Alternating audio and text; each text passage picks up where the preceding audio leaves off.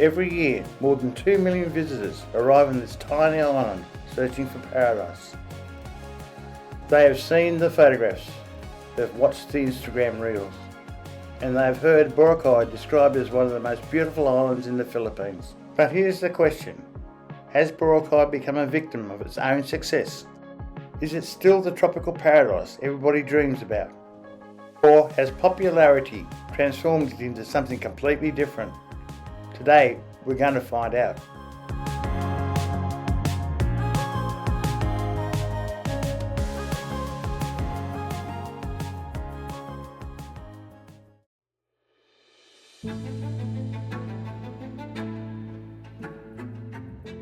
Boracay is a small but world-famous island in the western Visayas region of the Philippines, just off the northwest coast of Panay Island.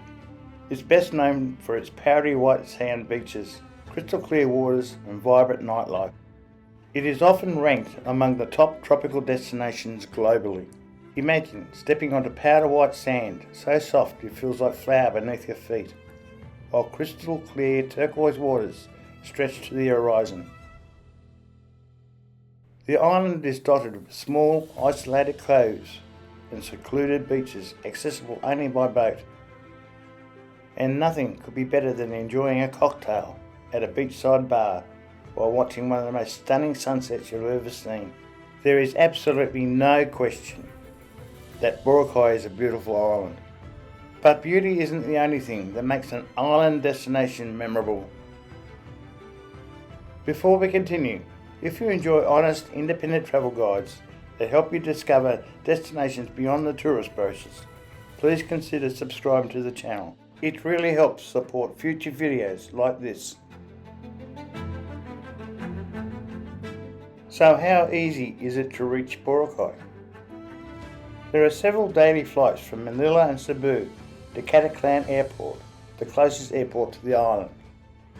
From there, you'll need to travel to the nearby ferry port.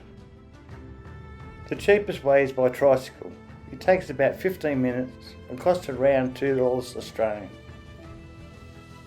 At the ferry port, you'll be required to complete 4 steps before travelling to the island. The first step, you'll need to register. Day trips to the island are not permitted, and therefore you will require proof of accommodation. The next step is to pay the terminal fee of $3.50 before proceeding to the next step, where you need to pay the island environmental fee of another $3.50. And the final step, purchase your ferry ticket for around $2. By the time you finally arrive at your hotel, you've already completed a surprisingly complex journey for such a small island. None of these individual steps are difficult, but you soon realise that getting to Boracay isn't quite as effortless.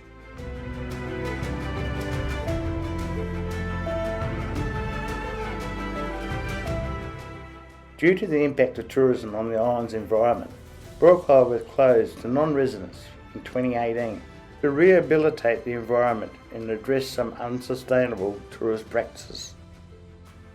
Along with several major works, the government implemented an extensive list of strict rules to protect the beach environment. These rules include no drinking, no smoking, no littering, no beach parties, no fire dancing, no sandcastles without a permit, sorry kids, and no unregulated vendors. While many of these rules are understandable, after all, they're there to help maintain Boracay's fragile ecosystem after its famous rehabilitation. But there is always a trade-off. For some travellers, the island now feels more controlled than spontaneous, and a little of the original atmosphere has been lost along the way. I'd love to hear your thoughts on these regulations. Are they good or bad? Has Boracay become too polished, too commercial, too controlled? One of my favourite parts of independent travel is wandering through villages, chatting with local families, discovering small restaurants that haven't been designed for tourists. Boracay still has moments like this. Those unexpected moments are often the memories that stay with you long after the trip is over. But they become increasingly difficult to find among hotels, bars and commercial developments. Some travellers love this, Others come searching for something uniquely Filipino. The comparison with destinations like Bali isn't about religion or culture. It's about the direction that tourism has taken. International hotel brands, luxury developments, beach clubs, influencer tourism, rising prices in tourism industry increasingly shaped by international investments. It's a path we've seen before. Whether you feel it's progress or loss of identity depends on what you're looking for.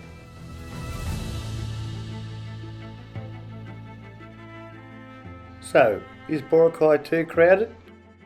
Boracay is a small island, but each year it welcomes over 2 million tourists.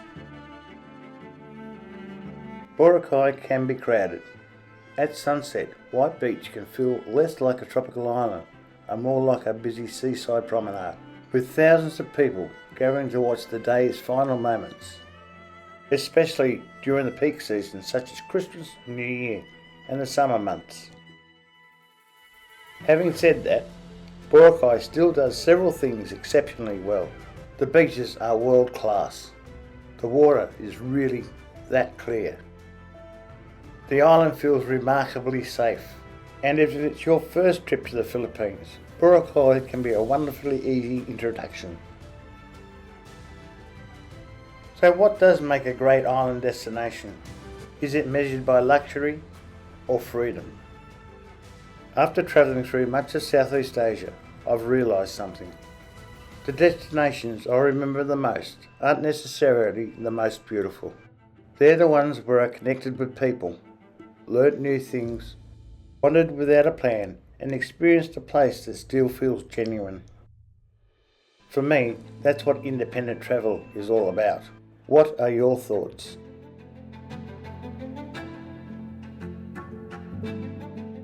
So the bigger question is, if not Boracay, then where? Beyond Boracay lies an archipelago of more than 7,600 islands.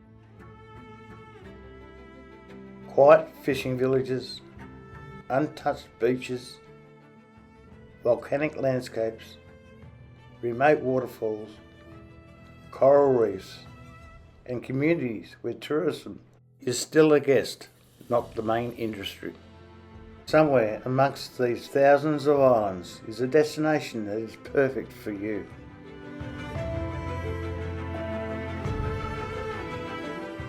So, is Boracay still worth visiting? Absolutely. It is one of the most beautiful islands in the Philippines, without question. But, if you're searching for authentically genuine culture, and the feeling of discovering somewhere that is still wonderfully unspoiled, then Boracay may simply be the beginning of your Philippine adventure. Because sometimes the most rewarding destinations are the ones that aren't the most famous. Boracay may be the Philippines' most famous island, but the most memorable journeys often begin where the crowd ends. If you enjoyed this video and want to see more travel content like this, please give the video a like and subscribe to the channel. Thanks for watching, and as always, stay safe and happy travels.